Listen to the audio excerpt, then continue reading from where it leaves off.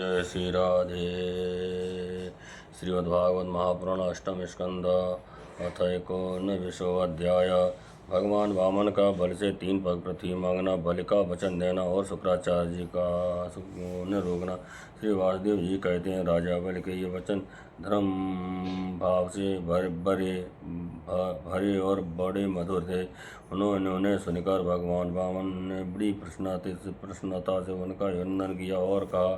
श्री भगवान ने कहा, राजन, आपने जो कुछ कहा वह आपकी कुल परंपरा के अनुरूप धर्म भाव से परिपूर्ण, यश को बढ़ाने वाला और अत्यंत मधुर है। क्योंकि न हो परलोक हितकारी धर्म के संबंध में आप भृगपुत्र शुक्राचार्य को परम प्रमाण जो मानते हैं, साथ ही अपने कुल वृद्ध बुद्ध पितामह परम शांत प्रहलाद जी की आज्ञा भी तो आप ऐसी ही मानते हैं।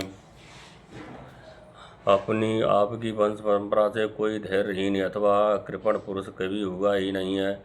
ऐसा भी कोई नहीं हुआ जिसने ब्राह्मणों को कभी दान न दिया हो, अथवा जो एक बार किसी को कुछ देने की प्रतिज्ञा करके बाद में मुकर गया हो।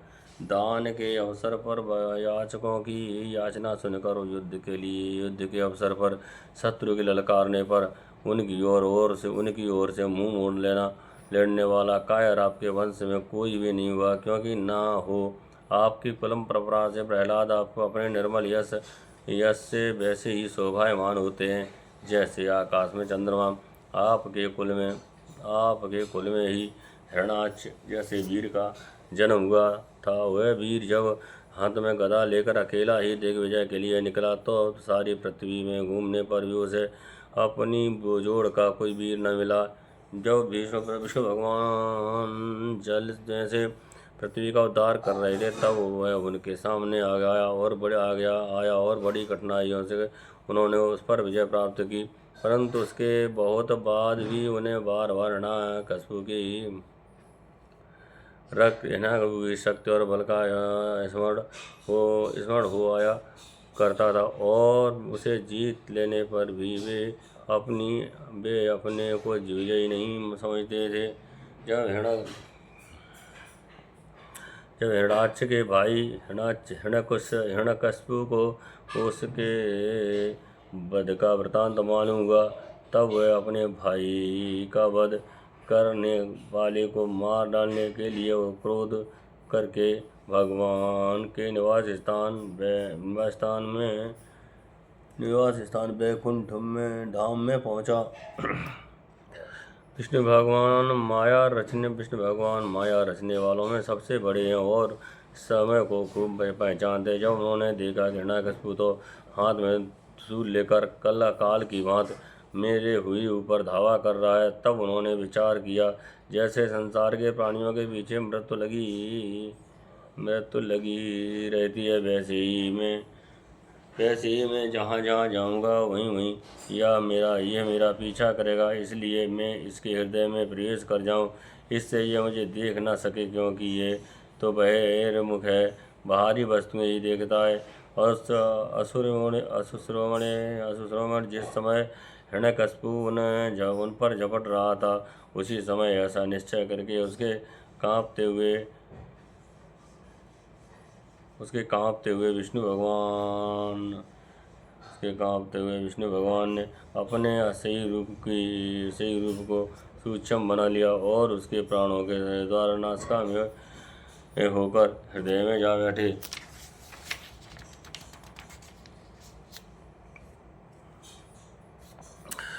हिरण्यकशिपु ने उनके लोग को भली भांति छान डाला, परंतु उनका कहीं पता न चला। इस पर क्रोधित होकर वह सिंहनाद करने लगा। उस वीर ने पृथ्वी, स्वर्ग, दिशा, आकाश, पाताल और समुद्र सब कहीं विष्णु भगवान को ढूंढा, परंतु वे कहीं भी उसे दिखाई न दिए। उनको कहीं न देखकर वह कहने लगा, मैंने सारा जगत छान डाला, परंतु क्या परंतु वह मिला नहीं। अवश्य वह भ्रातृघाती उस लोक में चला गया होगा जहाँ जाकर फिर लौटना नहीं होता है। बस अब उससे बैरभाव रखने की आवश्यकता नहीं है, क्योंकि पैर तो देह के साथ ही समाप्त हो जाता है, बैर तो देह के साथ ही समाप्त हो जाता है। क्रोध का कारण अज्ञान और अहंकार से उससे की बुद्धि होती है। राजन, आपके पिता प्रहलाद नंदन ब्रोचन बड़े ही ब्राह्मण भक्त थे, यहाँ तक कि उनके शत्रु देवताओं ने ब्राह्मणों का वेश बनाकर उनसे उनकी आयु का दान मांगा, और उन्होंने ब्राह्मणों के छल को जानते हुए भी अपनी आयु दे डाली। आप भी उसी धर्म का आचरण करते हैं जिसका शुक्राचार्य आदि ग्रस्त आप ब्राह्मण आपके पूर्व प्रहलाद और दूसरे यशस्वी वीरों ने पालन किया। दैत्येंद्र आप वहाँ मुँह मांगी वस्तु देने वालों में श्रेष्ठ हैं। इसी से मैं आपसे थोड़ी सी पृथ्वी केवल अपने पैरों से 3 डग मांगता हूँ।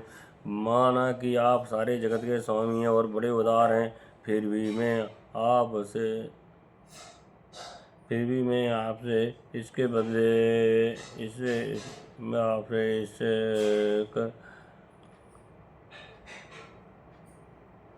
माना कि आप सारे जगत के स्वामी और बड़े उदार हैं, फिर भी मैं आपसे इससे अधिक नहीं चाहता। विद्वान पुरुष को केवल अपनी आवश्यकता के अनुसार ही दान स्वीकार करना चाहिए, इससे प्रतिग्राह्यजन्य पाप से बच जाएगा। राजा बोलने लगे। राजा बलि ने कहा, ब्राह्मण कुमार, तुम्हारी बातें तो वृद्धों जैसी हैं, परंतु तुम्हारी बुद्धि कभी बच्चों की सी है, अभी तुम हो भी तो बालक ही, न इसी से अपनी हानि लाभ नहीं समझ रहे। मैं तीनों लोकों का एकमात्र अधिपति हूँ और दीप दे सकता हूँ।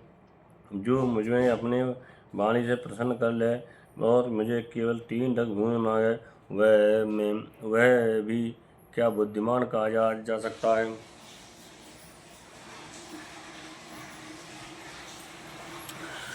ब्रह्मचारी जी जो एक बार कुछ मांगने के लिए मेरे पास आ गया, उसे फिर कभी किसी से कुछ मांगने की आवश्यकता नहीं पड़नी चाहिए।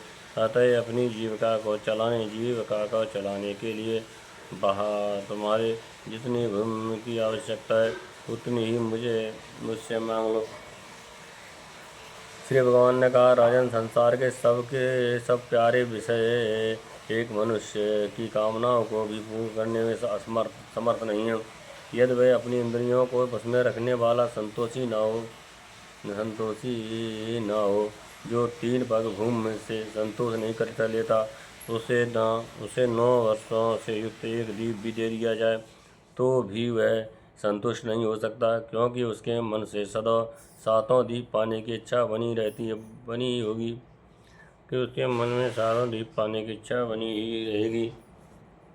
मैंने सुना है कि पृथु, गय और नरेश 7 दीपों के अधिपति थे, परंतु उतने धन और भोगों की सामग्रियों के मिलने पर भी वे तृष्णा का पार न पा सके।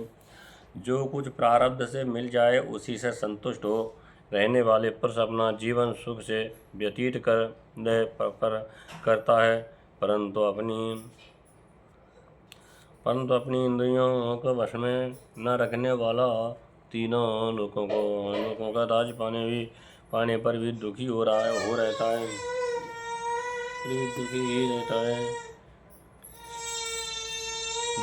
रहता है, क्योंकि उसके हृदय में असंतोष की आग धधकी रहती है। धन और भोगों से संतोष न होना ही जीव के जन्म मृत्यु के चक्कर में गिरने का कारण है, तथा जो कुछ प्राप्त हो जाए उसी में संतोष कर लेना मुक्ति का कारण है।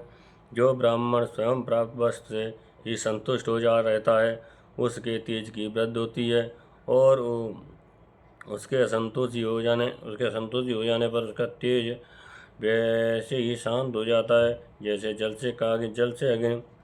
इसमें संदेह नहीं है कि आप मुँह मांगी वस्तु देने वालों में श्रोमण है, इसलिए मैं आपसे केवल 3 पग भूमि ही मांगता हूँ।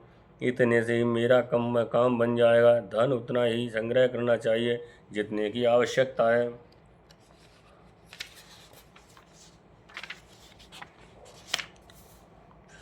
श्री सुखदेव जी कहते हैं, भगवान के इस पर कहने पर राजा बलि हंस पड़े।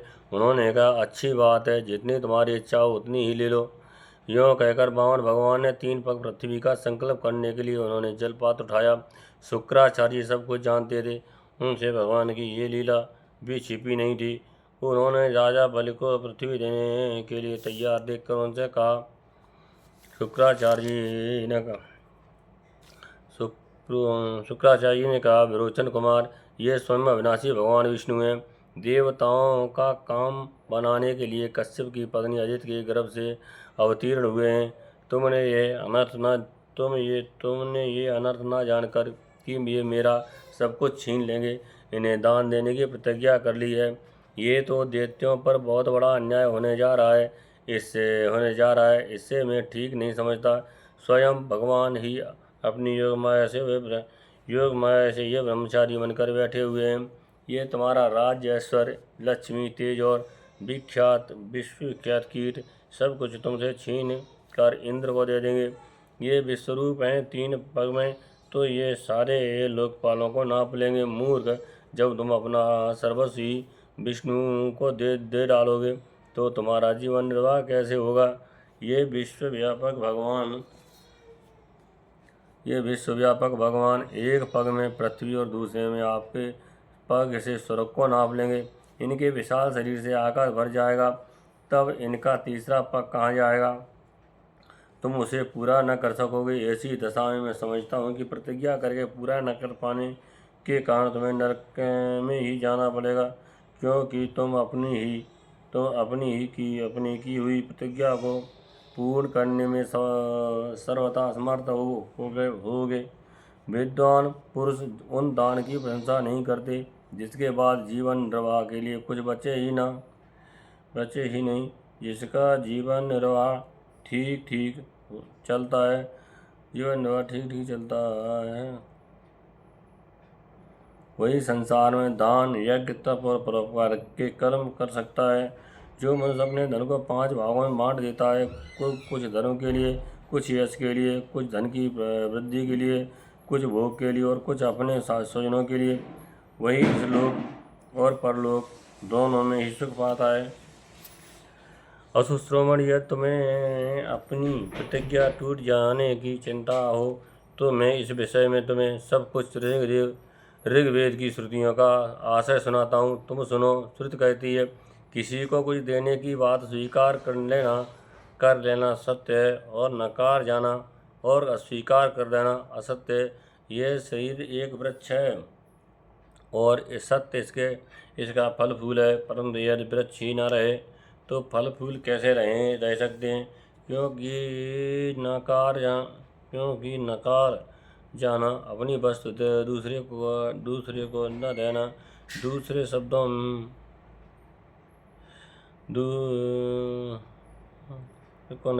शब्दों में अपना संग्रह बचाए रखना, यही शरीर रूप वृक्ष का मूल है।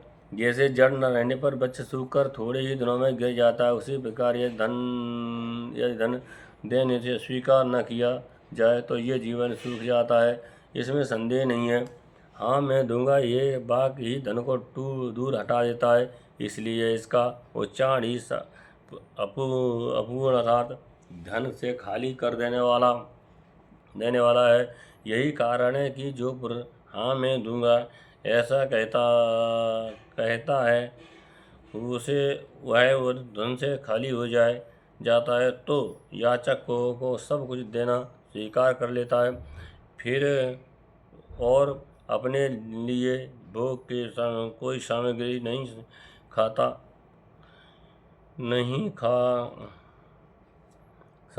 रख सकता। ये अपने लिए भोग की कोई सामग्री नहीं रख सकता। इसके विपरीत मैं नहीं दूंगा। ये जो अस्वीकारात्मक असत्य है, वह अपने धन को सुरक्षित रखने के तथा पूर्ण करने वाला है, परंतु ऐसा सब समय नहीं करना चाहिए। जो सबसे सभी वस्तुओं के लिए नहीं करता रहता है, उसकी अपीकृत हो जाती है। वह तो जीवित रहने पर भी मृत्यु के समान है। ये स्त्रियों को प्रसन्न करने के लिए हाय हास परिहास में, विवाह में, कन्या आदि की प्रशंसा करते समय अपनी जीविका की रक्षा के लिए प्राण संकट उपस्थित होने पर भी गौ और ब्राह्मण के हित के लिए तथा किसी को मृत्यु से बचाने के लिए असत्य भाषण भी उतना ही निंदनीय नहीं है। श्रीमद्भागवते महापुराणाय स्वयं परमहंसायां संहितायां अष्टमे स्कंदे वामन प्रादुर्भाव 19वां अध्याय। जय जय श्री राधे,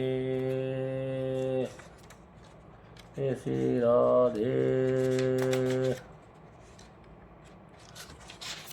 जय श्री राधे।